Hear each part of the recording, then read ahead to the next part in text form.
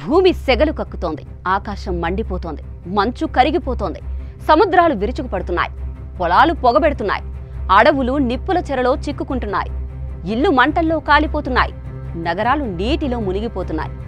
ఎండ మృత్యు దూతలా భూమిపై తిరుగుతోంది.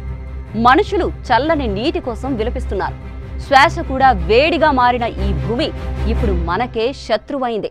ఎక్కడ చూసినా తాపం, ఎక్కడ విన్నా శోకం, ఎక్కడో విరిగిపోతున్న భూఖండాలు మన ఊపిరిని ఎగరేస్తున్నాయి. ఈ భూమి నెమ్మదిగా మానవ జాతిని నాశనం వైపు తోస్తోంది. ఇంతకీ ఇదంతా ఎందుకు జరుగుతోంది? ఎందుకీ మార్పులు? ఎందుకీ ఉక్కపోత?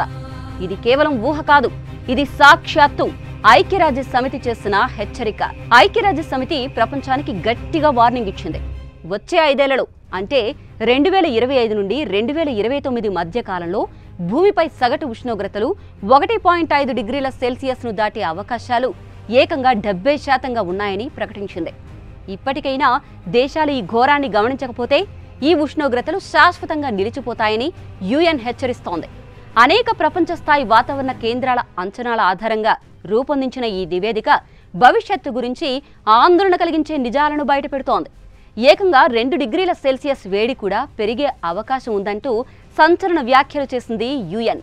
ఒకవైపు భూమి మండిపోతూ నిప్పుల్లా కాలిపోతుంటే మరోవైపు ప్రపంచ నాయకులు మాత్రం నిద్రలోనే ఉన్నారు. దేశాల సభల్లో గొప్ప గొప్ప మాటలు చెబుతున్నారు.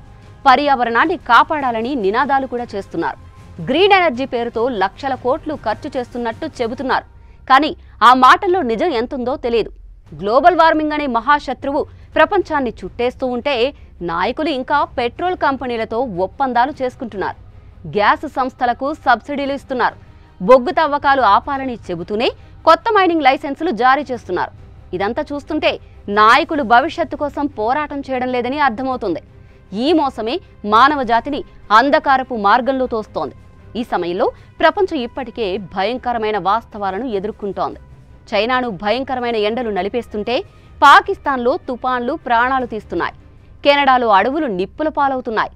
ఐక్యరాజ్య సమితి హెచ్చరిస్తున్నా కూడా వాస్తవాల్లో మంటలున్నా ప్రపంచం మౌనంగా చూస్తోంది.